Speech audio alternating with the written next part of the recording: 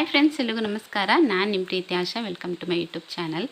ನಿನ್ನೆ ಪೇಟೆಗೆ ಹೋದವಳು ನಾನು ಫ್ರೆಶ್ ಪುದೀನ ಸೊಪ್ಪು ತೊಗೊಂಬಂದಿದ್ದೆ. ಇವತ್ತು ಪಲಾವ್ ಮಾಡಬೇಕು ಅಂತ ಅಂದ್ಕೊಂಡೆ. ಸೊ ಪಲಾವ್ ಮಾಡ್ತಾಯಿದ್ದೀನಿ. ಹಾಗೆ ನಿಮ್ಮ ನೆನಪಾಯಿತು ನನಗೆ, ನಿಮ್ಮಲ್ಲಿ ಯಾರಿಗಾದರೂ ಈ ಥರ ಪುದೀನ ಸೊಪ್ಪು ಹಾಕಿಬಿಟ್ಟು ಪಲಾವ್ ಮಾಡಬೇಕು ಅಂತ ಅಂದರೆ ಈ ವಿಡಿಯೋ ನೋಡಿ ನಿಮಗೆ ಕೂಡ ಮಾಡ್ಬೋದು ಅಂತ ಅಂದ್ಕೊಂಡು ವಿಡಿಯೋ ಕೂಡ ಮಾಡಿದ್ದೀನಿ.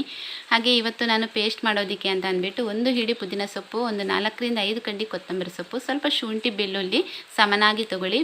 ಶುಂಠಿ ಎಷ್ಟು ತೊಗೋತೀರ ಅಷ್ಟೇ ಬೆಳ್ಳುಳ್ಳಿ ತೊಗೊಳ್ಳಿ. ಹಾಗೆ ಒಂದು 2 ಹಸಿಮೆಣಸು, ಒಂದು 3 ಟೇಬಲ್ ಸ್ಪೂನಷ್ಟು ಮೊಸರು ಹಾಕಿಬಿಟ್ಟು ಇದನ್ನು ಇವಾಗ ಚೆನ್ನಾಗಿ ಪೇಸ್ಟ್ ಮಾಡ್ಕೋಬೇಕು. ಎಷ್ಟು ಚೆನ್ನಾಗಿ ಕಾಣಿಸ್ತಾ ಇದೆಯಲ್ವಾ, ಗ್ರೀನ್ ಕಲರಲ್ಲಿ. ನೋಡಬೇಕಿದ್ರೇ ತುಂಬ ಖುಷಿ ಆಗುತ್ತೆ. ಪಲಾವ್ ಗ್ರೀನ್ ಕಲರಲ್ಲಿದ್ದರೆ ತುಂಬಾ ಇಷ್ಟ ನಮ್ಮ ಮನೆಯಲ್ಲಿ ಎಲ್ರಿಗೂ ಕೂಡ. ಹಾಗಾಗಿ ಇವಾಗ ಪೇಸ್ಟ್ ರೆಡಿ ಮಾಡಿ ಇಟ್ಕೊಂಡಿದ್ದೀನಿ. ನಿಮ್ಗೇನಾದರೂ ಖಾರ ಜಾಸ್ತಿ ಬೇಕಿದ್ರೆ 1-2 ಹಸಿಮೆಣಸು ಜಾಸ್ತಿ ಹಾಕ್ಕೊಳ್ಳಿ. ನಮ್ಮ ಮನೇಲಿ ಖಾರ ಅಷ್ಟೊಂದು ಇಷ್ಟಪಡಲ್ಲ, ಸೊ ಸ್ವಲ್ಪ ಹಾಕ್ಕೊಂಡಿದ್ದೀನಿ ಅಷ್ಟೇ, 2 ಹಾಕ್ಕೊಂಡಿದ್ದೀನಿ. ಹಾಗೆ ಈ ಸೈಡಲ್ಲಿ ಗ್ಯಾಸ್ ಮೇಲೆ ಒಂದು ಕುಕ್ಕರ್ನ ಇಟ್ಟು ಅದಕ್ಕೆ 2ರಿಂದ 3 ಟೇಬಲ್ ಸ್ಪೂನಷ್ಟು ಇಲ್ಲಿ ನಾನು ತೆಂಗಿನೆಣ್ಣೆ ಹಾಕ್ತಾಯಿದ್ದೀನಿ. ಹಾಗೆ 2 ಟೇಬಲ್ ಸ್ಪೂನಷ್ಟು ತುಪ್ಪ ಕೂಡ ಹಾಕ್ತಾಯಿದ್ದೀನಿ. ಇವಾಗ ಇದಕ್ಕೆ ಗರಂ ಮಸಾಲೆಗಳನ್ನು ಹಾಕ್ತಾಯಿದ್ದೀನಿ. ಒಂದು 4 ಲವಂಗ, 2 ಪೀಸ್ ಚಕ್ಕೆ, ಒಂದು ಪಲಾವ್ ಎಲೆ, ಈ ಥರ ಯಾವುದಾದ್ರೂ ಮನೆಯಲ್ಲಿದ್ದರೆ ಯಾವುದನ್ನು ಕೂಡ ಹಾಕ್ಕೊಳ್ಬೋದು. ಸೋಂಪು ಕೂಡ ಹಾಕ್ಕೊಳ್ಬೋದು. ಹಾಗಾಗಿ ನಾನು ಸ್ವಲ್ಪ ಗರಂ ಮಸಾಲೆಗಳನ್ನು ಹಾಕಿದ್ದೀನಿ. ಹಾಗೆ ಒಂದು ದೊಡ್ಡ ಗೆಡ್ಡೆ ಈರುಳ್ಳಿನ ಈ ಥರ ಕಟ್ ಮಾಡಿಬಿಟ್ಟು ಹಾಕಿಬಿಟ್ಟು ಚೆನ್ನಾಗಿ ಫ್ರೈ ಮಾಡಿ ಇಟ್ಕೊಂಡಿದ್ದೀನಿ. ಈರುಳ್ಳಿ ಚೆನ್ನಾಗಿ ಫ್ರೈ ಆದ ನಂತರ ನಾವಿವಾಗ ಪೇಸ್ಟ್ ಮಾಡಿ ಇಟ್ಕೊಂಡಿದ್ದೀವಲ್ವ, ಅದನ್ನು ಹಾಕಬೇಕು. ಅದನ್ನು ಹಾಕಿಬಿಟ್ಟು ಸ್ವಲ್ಪ ಹಸಿ ವಾಸನೆ ಹೋಗೋ ತನಕ ಇದನ್ನು ಚೆನ್ನಾಗಿ ಫ್ರೈ ಮಾಡಬೇಕು. ಅಂದರೆ ಈ ಪಲಾವ್ಗೆ ರುಚಿ ಬರೋದಕ್ಕೆ ಇದೇ ಒಂದು ಮೇನ್ ಕಾರಣ ಅಂತ ಹೇಳ್ಬೋದು. ಅಂದರೆ ನಾವು ಎಷ್ಟು ಚೆನ್ನಾಗಿ ಫ್ರೈ ಮಾಡ್ತೀವಿ ನೋಡಿ, ಎಣ್ಣೆ ತುಪ್ಪ ಎಲ್ಲ ಸೈಡಲ್ಲಿ ಬಿಡ್ಕೋಬೇಕು, ಅಲ್ಲಿ ತನಕ ಇದನ್ನು ಫ್ರೈ ಮಾಡಬೇಕು. ಆವಾಗಲೇ ಪಲಾವ್ಗೆ ತುಂಬಾ ಚೆನ್ನಾಗಿ ರುಚಿ ಬರೋದು.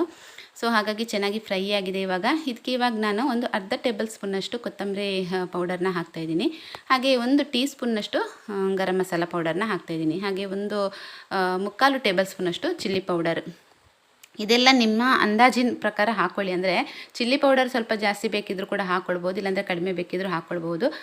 ಅದೊಂದು ನೋಡ್ಕೋಬೇಕಾಗತ್ತೆ. ಅಂದರೆ ಖಾರ ಕಡಿಮೆ ಬೇಕಿದ್ದರೆ ಸ್ವಲ್ಪ ಕಡಿಮೆ ಹಾಕ್ಕೊಳ್ಳಿ, ಜಾಸ್ತಿ ಬೇಕು ನಮಗೆ ಅಂತ ಇದ್ದರೆ ಸ್ವಲ್ಪ ಜಾಸ್ತಿ ಹಾಕ್ಕೋಬೋದು. ಸ್ವಲ್ಪ ಅರಿಶಿನ ಪೌಡರ್ ಇಷ್ಟನ್ನು ಹಾಕಿಬಿಟ್ಟು ಇವಾಗ ವಾಪಸ್ ಚೆನ್ನಾಗಿ ಇದನ್ನು ಮಿಕ್ಸ್ ಮಾಡ್ಕೋಬೇಕು. ಮಿಕ್ಸ್ ಮಾಡಿ ಆದ ನಂತರ ನಾವು ಏನು ಕಟ್ ಮಾಡಿ ಇಟ್ಕೊಂಡಿದ್ದೀವಲ್ವ ತರಕಾರಿಗಳು, ಹಾಗೆ ಅದನ್ನು ಇವಾಗ ಸೇರಿಸ್ತಾ ಇದ್ದೀನಿ. ಬಟಾಣಿ ಕಾಳನ್ನು ನಾನು ಹಿಂದಿನ ದಿನವೇ ನೀರಲ್ಲಿ ನೆನೆಸಿಟ್ಟಿದ್ದೆ. ಹಸಿ ಬಟಾಣಿ ಸಿಕ್ಕಿದರೆ ತುಂಬ ಒಳ್ಳೆಯದು, ತುಂಬ ಚೆನ್ನಾಗಿ ಬರುತ್ತೆ ಟೇಸ್ಟ್. ಇವಾಗ ಸೀಸನ್ ಅಲ್ಲ ಅಂತ ಅನ್ಸುತ್ತೆ. ನಾನು ತರಕಾರಿ ಅಂಗಡಿಗಳಲ್ಲಿ ನೋಡಿಲ್ಲ, ಹಸಿ ಬಟಾಣಿ ಎಲ್ಲೂ ಕೂಡ ನೋಡೋದಕ್ಕೆ ಸಿಕ್ಕಿಲ್ಲ.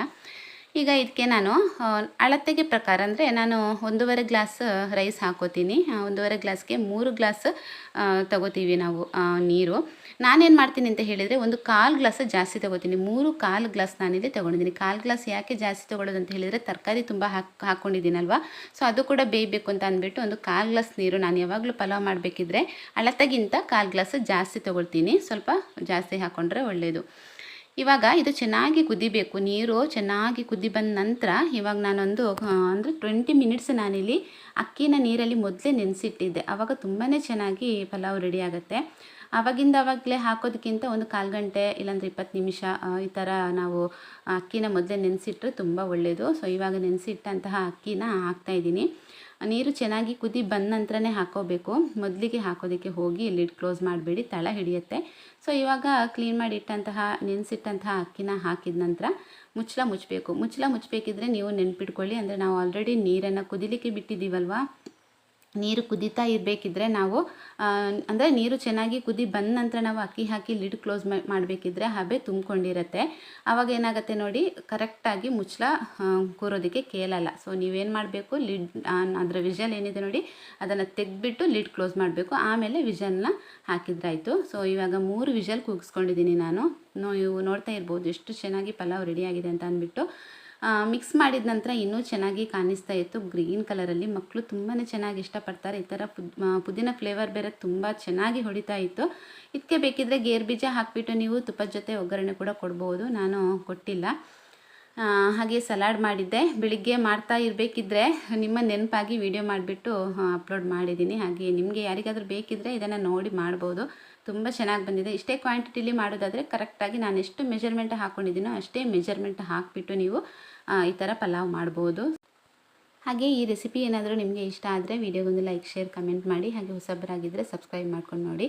ಸಿಗ್ತೀನಿ ನೆಕ್ಸ್ಟ್ ವಿಡಿಯೋದಲ್ಲಿ. ಅಷ್ಟೊತ್ತನಕ ಎಲ್ಲರೂ ಆರೋಗ್ಯವಾಗಿರಿ. ಟೇಕ್ ಕೇರ್, ಬಾಯ್.